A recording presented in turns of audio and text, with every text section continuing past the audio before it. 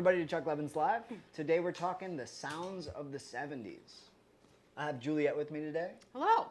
Here it comes. And I have Zach. Oh, Look at us go. very cool. We got graphics Look and at stuff us now. go. It's crazy. It's like a Money, y'all. Thanks for watching. Thanks for watching. All right. Yeah, that contributes. But yeah, let's talk about our setups today. So essentially, what we're trying to do is get some of those sounds that would be more synonymous with artists of the 70s. I went a little heavier. I've actually got a Marshall with me, a little Les Paul action, and I'm using a couple pedals just as different types of drive, and I'll talk more about them as we get into it. What did you bring, Julia? Yeah. All right. For amps, I have a nice little like Princeton. I do know that in the 70s, a lot of people were certainly like playing big, loud amps, but like this thing sounds great too. Yeah, and then in the studio, it would In be the more studio common. is all small stuff, yeah, It'd be which more is great. common to get a sweeter sound out of a small amp because yeah. of the driving. Like you can drive one of those in an amp in a studio and not go completely deaf. Whereas if you put a Marshall 4x12, you're probably gonna lose some decibels after that. Maybe.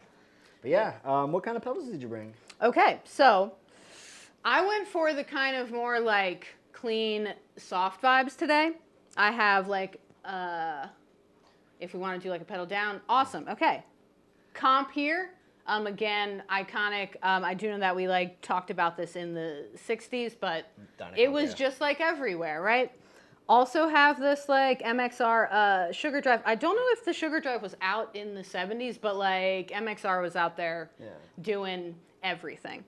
And then we're into some like modulation, right? We have some phase and some flangey type stuff with the Zelza. The Zelza I by think is the Strymon. Yeah, title. that was actually a recommendation on me.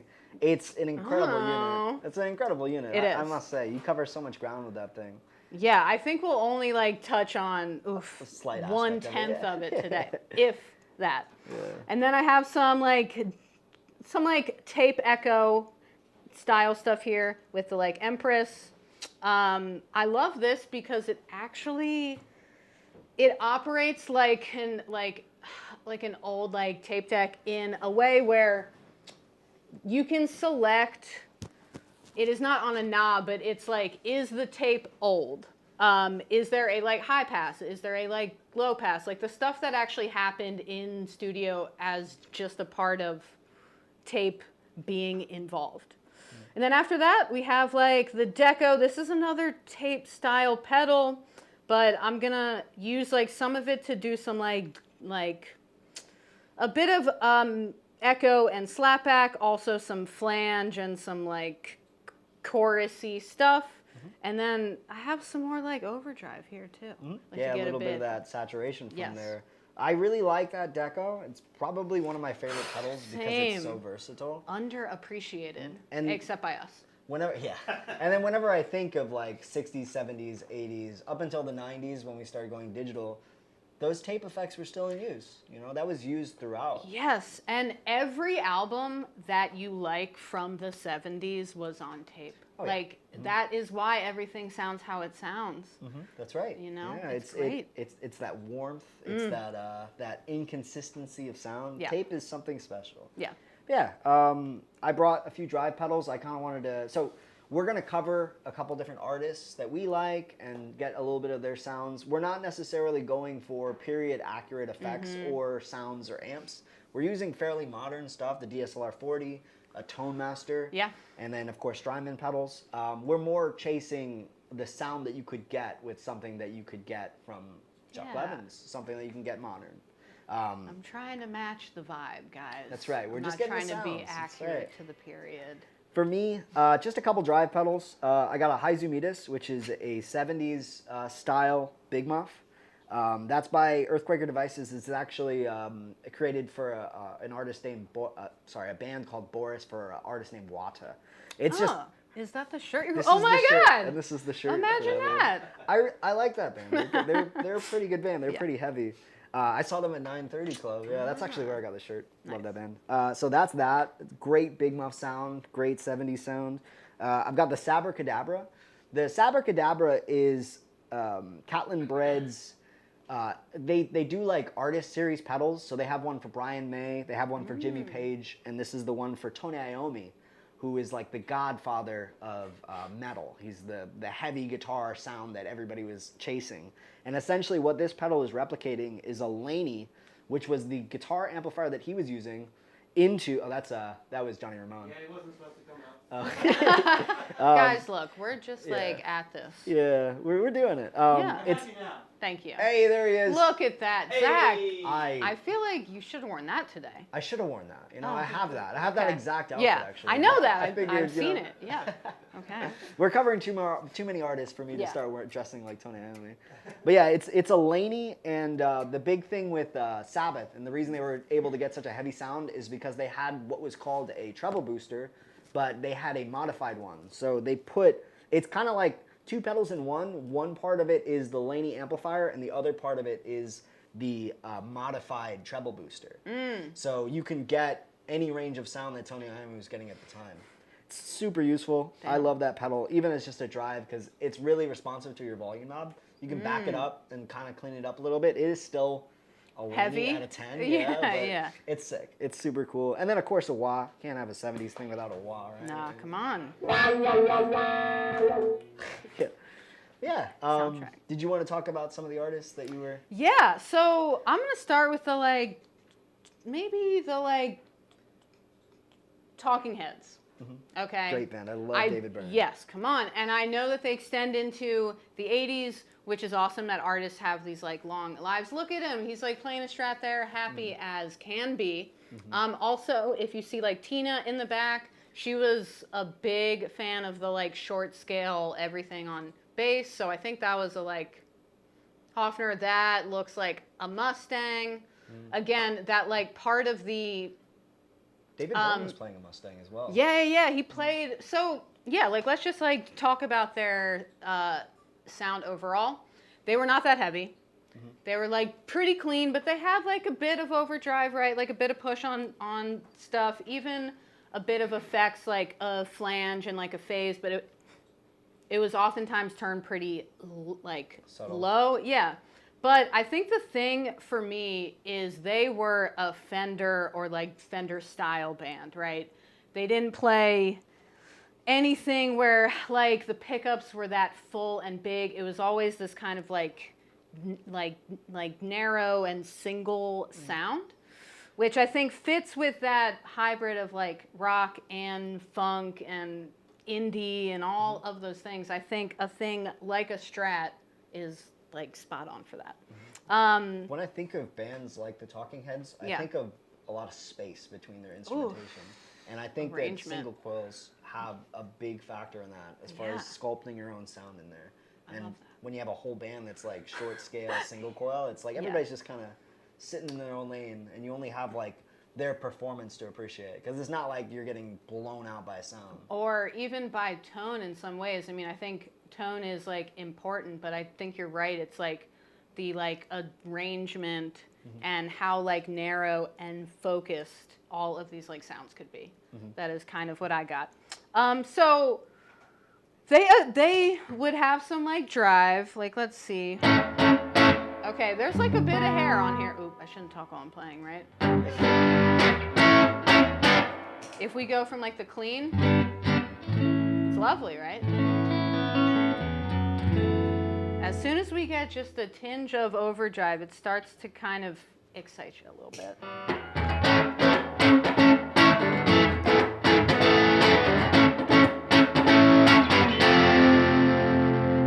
That's absolutely a maybe not a lead tone, but it's something that you would hear inside the back of any of their tunes. And he would absolutely use some comp again to, I think your point, to point sound so it's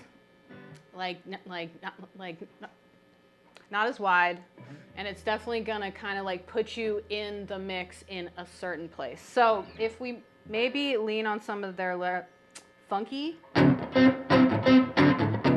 actually I would even take that off.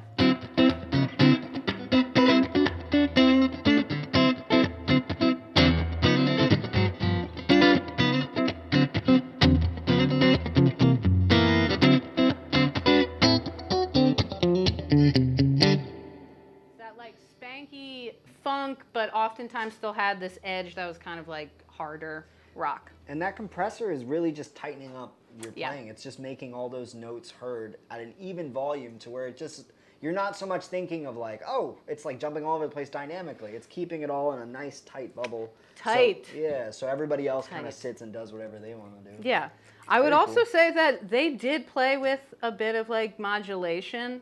It was pretty subtle overall, but I mean, like you would hear some subtle phase. Even that feels a bit high to me for like some of their.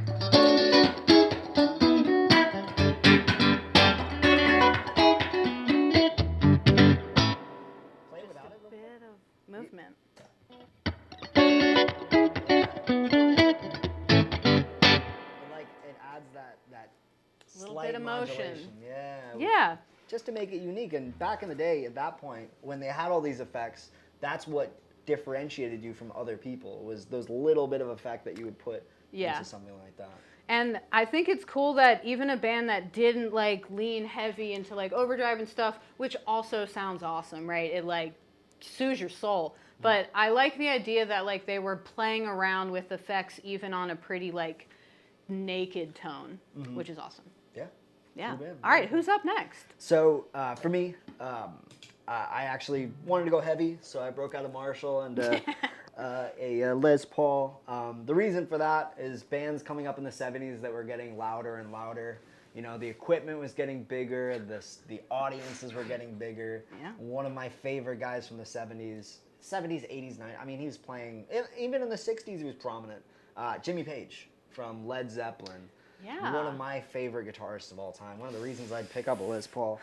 But he leaned primarily on his Les Paul, and he would use plexis, he would use super leads. There he is. Look yeah. at him. Playing for Led Zeppelin, because he's the only guitarist in the band, he had to kind of fill up a huge spectrum of sound in order to fit in with John Bonham and John Paul Jones, and of course, Robert Plant's incredible leads. His vocals are amazing. But, Iconic. like, the sounds that he would get from his Marshall just to thicken out stuff like that, I mean, iconic riffs are on those.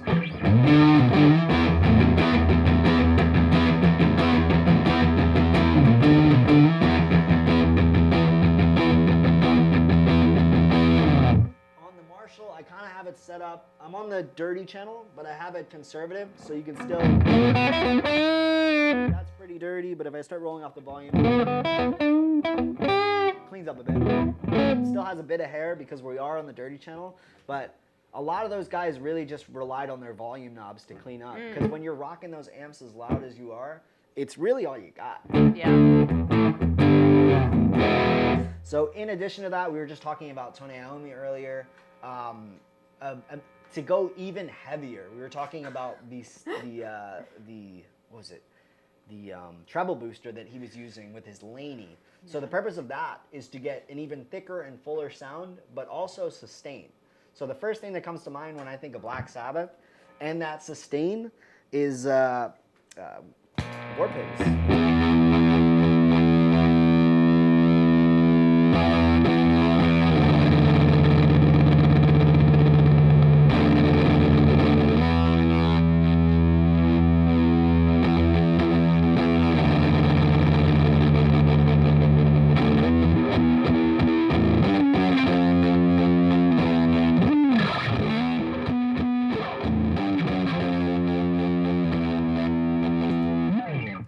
So that sustain is just to keep it nice and full and thick while, you know, Ozzy Osbourne's about to dig also in. think, I'm sorry to like stop No, you, you're good. it turns the amp itself into an instrument that like the player is like playing with and playing like against, which is so awesome to see live, especially. I mean, Totally, like fighting feedback and yeah, stuff. or like finding a way to toy with it is just Yeah. awesome.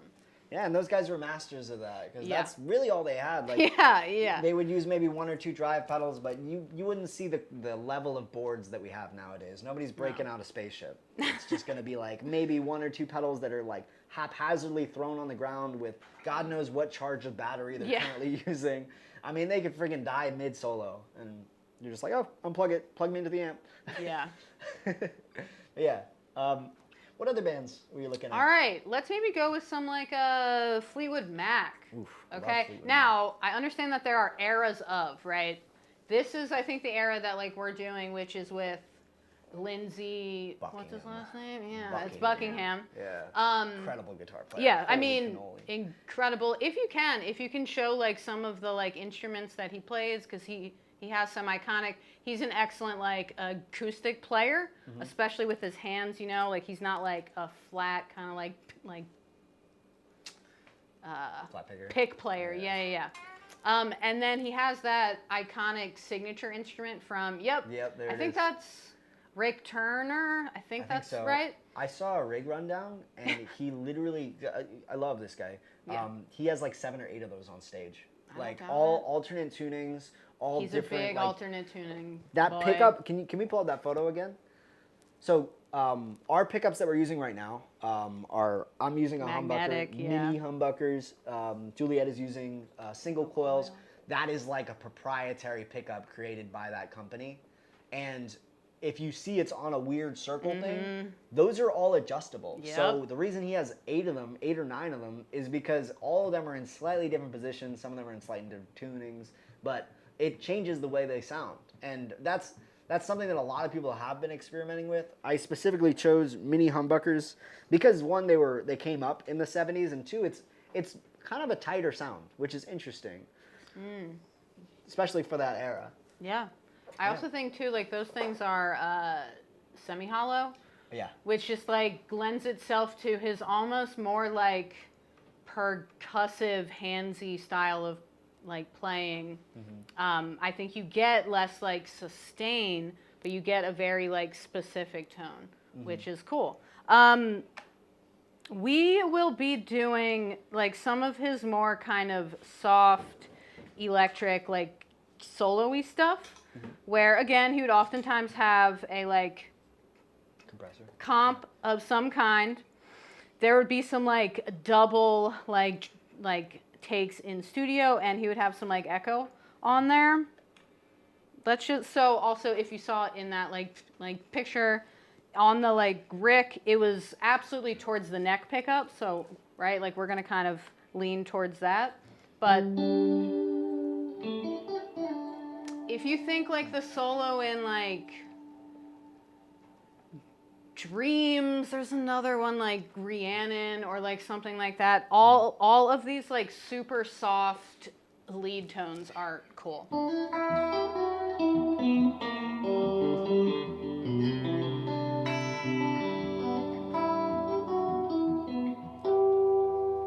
Just a lot of cool like. It was not quite like ambient yet or big, like the 80s will kind of start us there, but it was definitely spacious in a soft way. It was like, it like took up a lot of space in those tunes, but it was not heavy yet, which is awesome. It's very iconic to the music too. Like if you think about the solo in the Dreams, you immediately think of the atmosphere that solo provides. And like you said, even that, it's not all the way ambient, but it's still atmospheric enough to fill in the space for the rest of the band. Yeah. You know, just like super nice and pretty.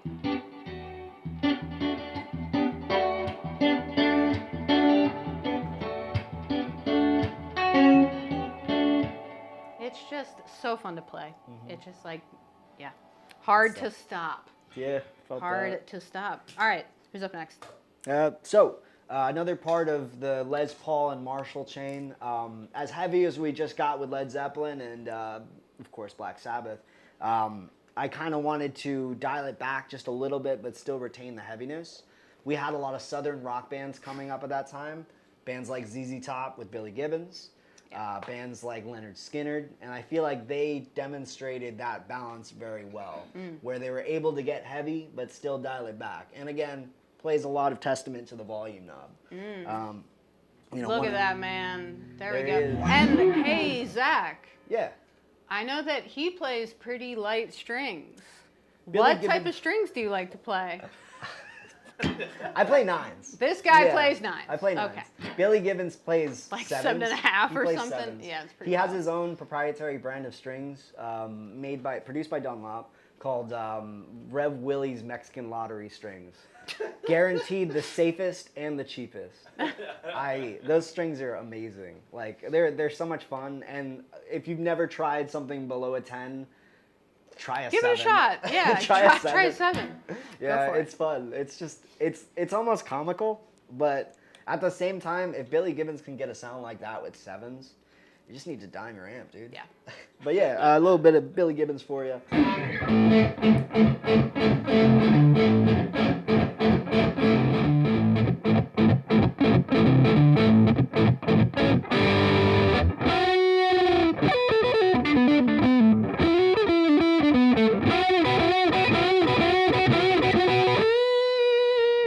And you could still like pull that back, get more of a just kind of a thick, warm sound. Nice.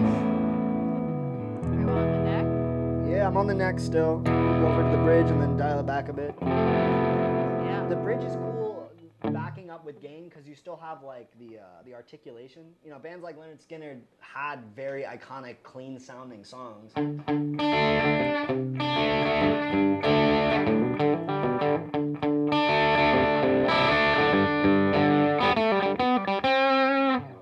Stuff like that. Iconic riffs, and I'm still on the dirty channel. I just pulled my volume down. And I think that's something to take away from this whole thing. It's like a lot of pedals, a lot of amps will have different types of gain structure. Yeah. And a lot of guitars and a lot of pickups will react to those gain structures differently. So just play around. I think a lot of the time when people are getting drive pedals, they're not exactly knowing what they're looking for. They just want a different sound. But play with that aspect, because that aspect allows you to have more maneuverability with whatever drives, whatever amps, whatever guitars you end up using, because you get familiar with the feel of the volume pot. I think too, right? I see like plenty of like players who sound awesome, but they don't even touch these knobs, and it would be like having an effect that you've never like played around with before. Like everything is here for you to start and kind of see, right? All of these like knobs here, like Zach said, like you're able to go everything from like pretty like naked and like clean to kind of like a bit of dirt to like heavy overdrive to even like pushing like past that, all with one knob. And I think maybe like some of us are spoiled for choice that we have all of these toys, but we kind of like forget that we have an effect on our instruments still, Yeah. which is cool. That's right. Like even a lot of people come in asking for like clean boost. They're like, I already got the exact tone. I got the thing that I want. I just need to be a little bit louder. And that's cool. Like you can get a boost pedal if like you have a bunch of effects in your chain that you can't finagle with volume. But you could also set your guitar to like 7. Yeah. Get your sound, and then your boost is right there. Yeah. Like whenever you need to take a solo, you just turn up 3 and then you're straight. Yeah. You're already into the solo. Yeah, I mean, it would be like spending, I don't know like how much this thing costs, but it would be like spending, you know, X amount on an effect and just having a knob that you like don't touch. Yeah. Which seems kind of silly. Oh, that's right. Yeah. Fender just reissued the Tom DeLonge Strat. Oh yeah, And which is It's just a volume. okay, a Single volume, no volume, yeah. tone. A lot of people don't play with tone. I'm not like, you know. Tone is very cool with fuzzes because you Yeah, can make it it's like so really. helpful. Especially a complaint that I hear a lot with fuzz is that it can get shrill and it can get a little like hairy. Just roll some of that high frequency off, and then you got a nice little boxy tone. The woman tone, this is 60s. The woman tone. The woman tone for Eric Clapton is actually just a fuzz with the tone rolled off because it sounds really beepy and percussive. It's because there's no high frequency to add all that extra noise Fizzy. and fizzy air. That's cool. Yeah, man. Good stuff. What else? What else Okay, we got? so I was gonna do some like Queen, Oh, I love but I do know that like you're also kind of like set up for that too. I'll like speak about it, but I don't have like the exact right stuff. But again, like this is just aiming about how to hear and how to kind of steer towards like the sound.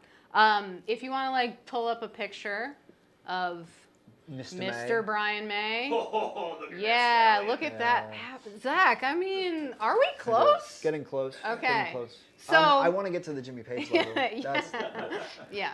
So his, I mean, Can I? sound. Yeah, Do you know please. the story of that guitar? Yes, but please, like, tell us. So he built it with his dad. He built it with his dad as a teenager? Yeah, as a teenager, and he was like, "This is gonna be my only guitar."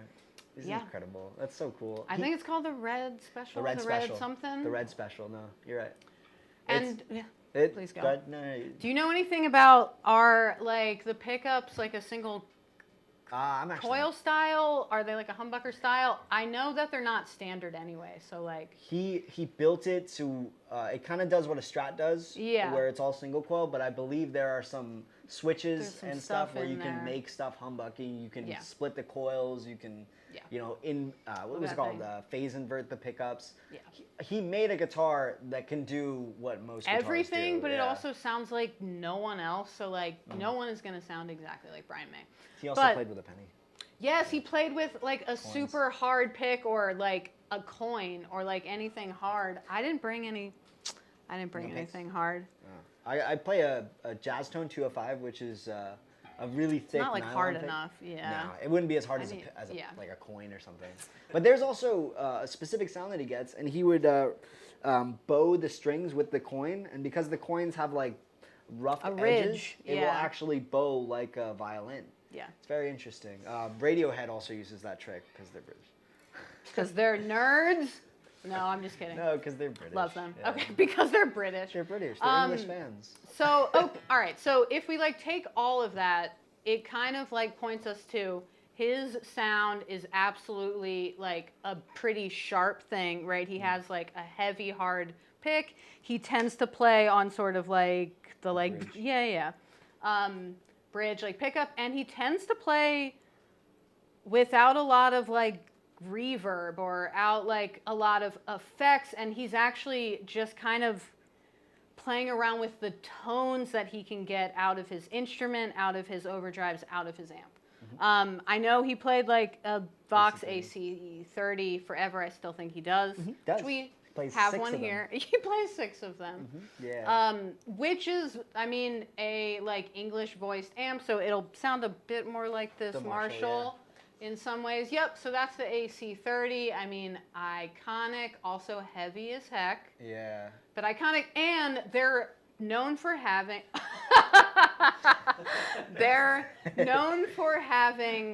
that sparkly, almost like sharp high end, right? Which I think he just like leaned into. So if I'm on a Strat and I'm through my setup, right, and I'm like aiming to get his sound, I'm gonna like push down to this like bridge pickup, and I'm gonna go with a somewhat heavy like overdrive. But I'm going to turn down the like reverb. I'm going to have no echo on it. I'm going to have no other effects. I do understand that he like played with, you know, some like effects and phasers and blah, blah. But his main sound was like a pretty standard overdrive. Let's see what happens. A range master just like Tony Iommi. The difference being that... Yeah, like the treble. Yeah. Tony Iommi's was modified. So it was... The reason that it sounded the way that it did is because a range master or a treble booster is only pushing high frequency technically. It's scooping a lot of lows in order to dime the amp to break up. Tony Iommi is somebody modified to be full range, which means that he basically had an overdrive before everybody else because it's overdriving your input. Sneaky. Yeah, So that's right. Sneaky. What's some like rock music? I don't know. I was just playing this song.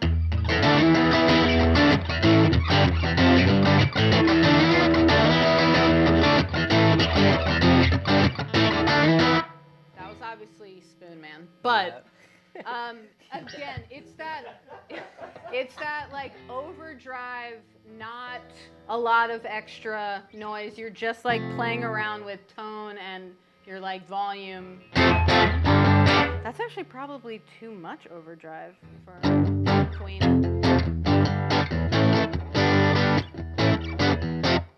did like a bunch of... He just let his amp and his like instrument speak for him, which is cool. I feel like your sound will be nearer to that actual idea. The just because you have like the amp. I think my instrument is more, but I think you're like pedals and amp. Let's get it.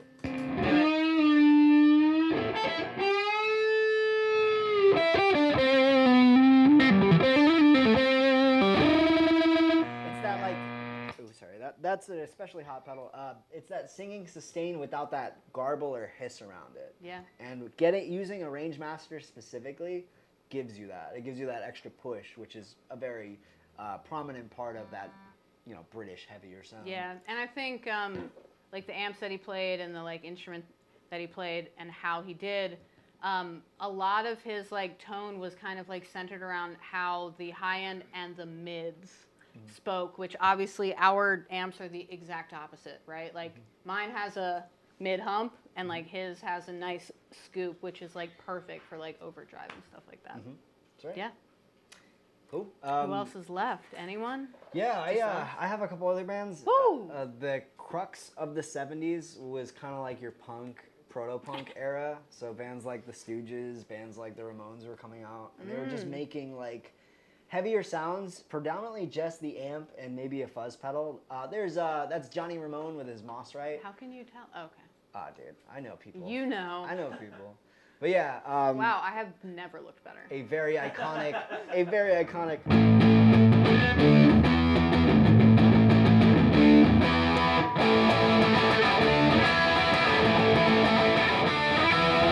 So just really cutty, sharp leads with an overdriven amp. Another, iconic sound of your proto-punk era, Mr. Iggy Pop and his Stooges. This was Ron Ashton who did this. Where's it go?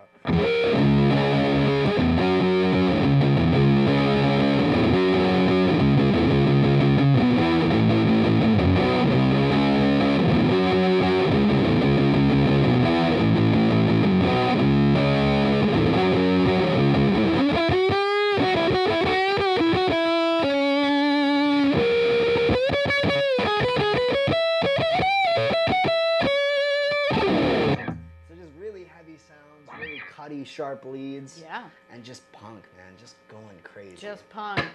I forgot something about like Brian May. Yeah. If I may. You may. Go back. Okay, he would do a thing with like delay, which was not how other people were playing, where it was not just meant to like put space on his like solos. He would do that thing where he would like play along with himself. Oh, nice. I'm not like skilled at it, but we can show that idea. Okay, just like we'll like tap a like tempo out, and I'm sure any of us that own these pedals have like experimented with this, but okay, so right, like we have like a time. He would like start to play like harmony, not a like in between thing, but he would actually start to play like harmony over himself in his like solos. I'm trying, what's like an easy?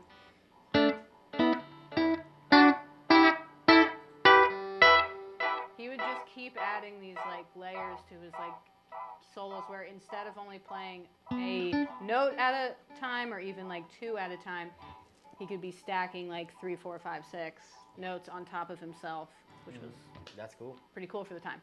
Yeah, very nice. Very cool. Yeah. He was looping before it was cool. Yes, that's yeah.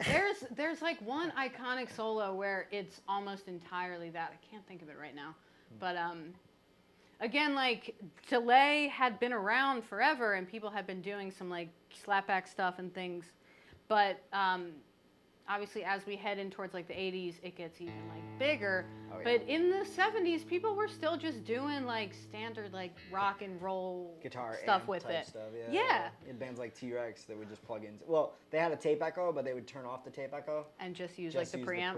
Yeah. And that's just to get a heavier sound, because everybody had access to the same stuff, same as we do these days. But how do I make my band sound a little heavier, a little different? That EP booster, which Exotic Effects specifically has a EP booster pedal, which is a one knob like overdrive or a one knob boost or a I set it and forget it type tone that is based off of the preamp of the Echoplex because it's so iconic. Catlin Bread has the same with the Epoch boost.